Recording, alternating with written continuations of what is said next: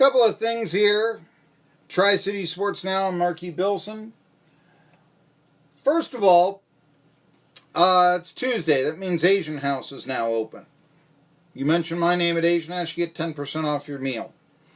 I have mentioned before, I had their sushi, their California roll, just the other day, as a matter of fact. Hadn't had sushi in a while. Ordered the Happy Box, it came with it. Happy Box has those appetizers, the crab ragoon, the egg roll, had that. Tried the chicken lo mein, the rice that was filling. What can you say about the Happy Box? I mean, it was, what 2 meals worth of food for $12. That's not bad. Right now, the lunch menu starts at $5.99. Maximum $6.29, and you get a discount if you mention my name, Marky Billson, Tri-City Sports Now. Where is this heavenly restaurant where you can have sushi or your favorite Chinese fare? It's real simple. It's in the Shops and West Market. So if you're in Johnson City, you're going to Jonesboro on Market Street, 321.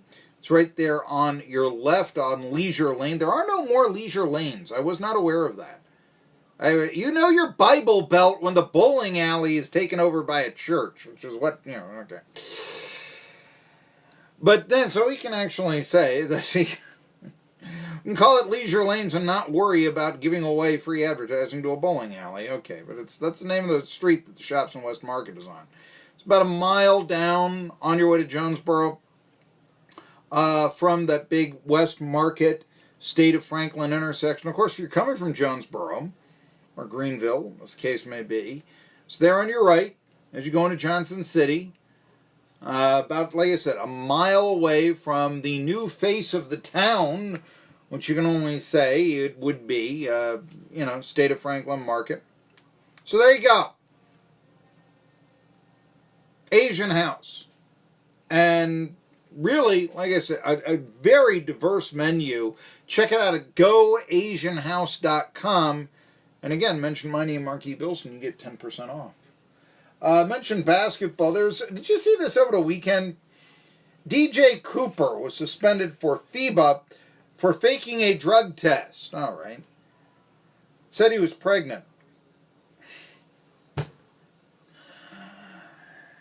You may wonder who DJ Cooper is. He's a basketball player. He used to be in Ohio. He's been playing overseas.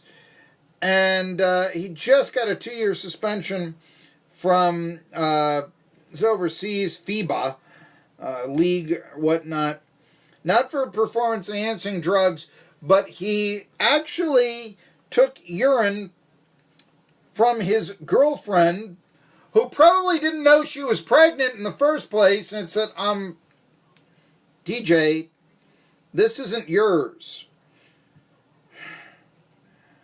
Cooper did play for the Ohio Bobcats from 2009 to 2013. Was Jim Schaus still the AD? I believe he was. Anyway, so Jim Schaus, the new commissioner of the Southern Conference, should be the AD at Ohio. Anyway, he has been playing in Europe recently, but he will not be for at least another 2 years because of stupidity. I was going to say only, I was going to only basketball, but then I remembered Lawrence Taylor once tried to fake a drug test with apple juice. Now, say what you will. I mentioned this to Alfred, Tennessee's Caleb Calhoun on our Asian House Vols Talk with Caleb Calhoun non-conference men's basketball schedule, and he mentioned it: Kansas, Memphis, Wisconsin, Cincy, and Florida State.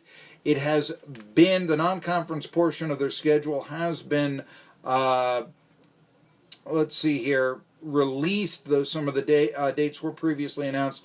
Here we go. Tennessee will open up November 5th with UNC Asheville. That sounds like, the typical, okay, go over the mountain, get slaughtered, and all that. But no, that sounds like a decent tune-up game. Murray State, they play them a week later on November 12th. Alabama State, November 20th. The SoCon team, they won't go to Johnson City, but they will host Chattanooga on November 25th. So if you're holding out some hope that maybe ETSU and Tennessee would play again, no. Florida A&M on December 4th. Memphis on December 14th in Knoxville. That'll be, Memphis has suddenly become this dark horse, not only to win that game. I don't think they're a dark horse to win that game. I think they'd be favored even if it's in Knoxville. But I'm saying people think dark horse to win the national title.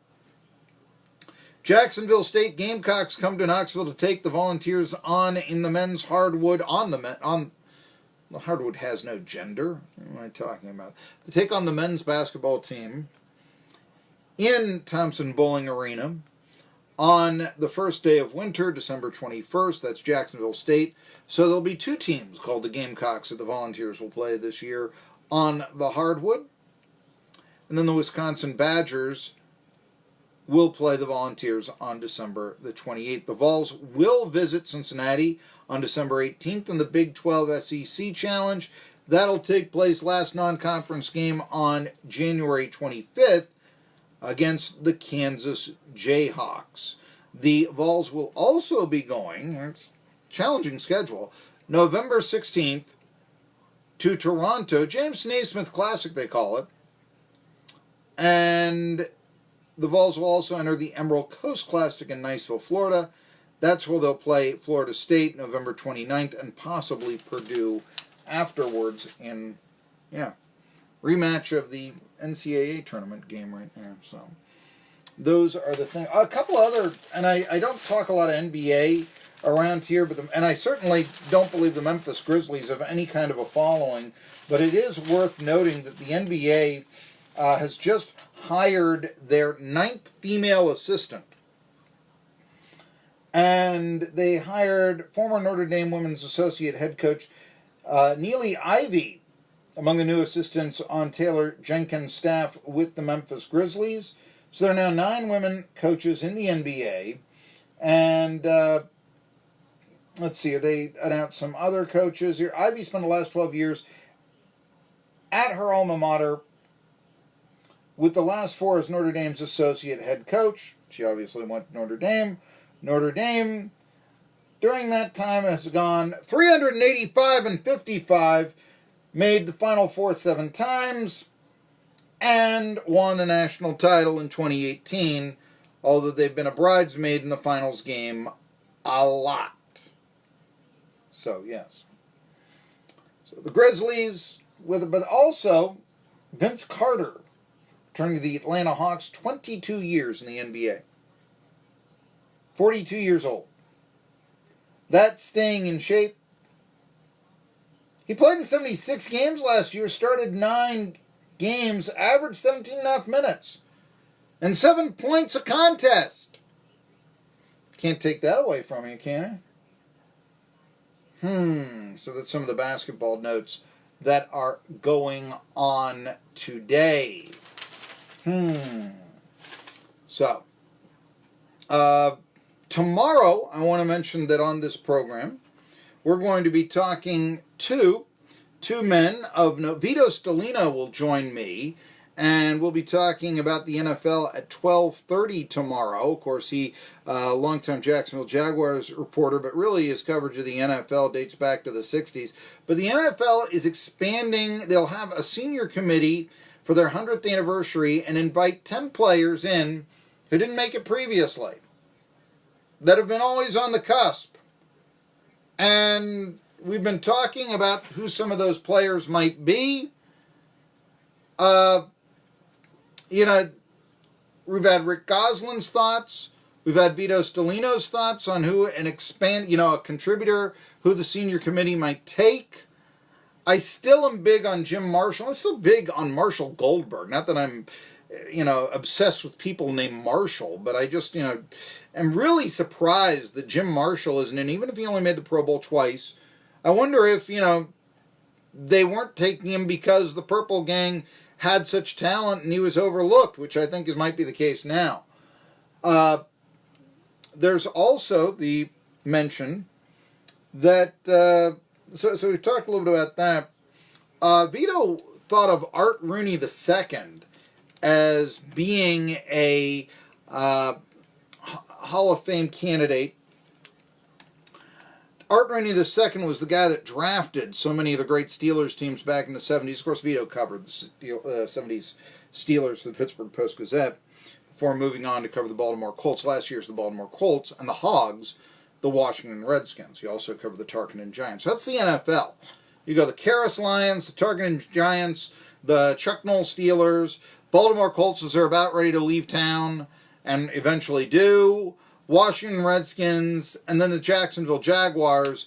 That's the NFL right there. That's, yeah. I mean, what are we going to get on him? He didn't cover the, Canton Bulldogs? Come on. But Vito joins me. And then somebody from local that has been getting a lot of attaboys for us on social media, Jack Stallard, who's a sports writer in Longview,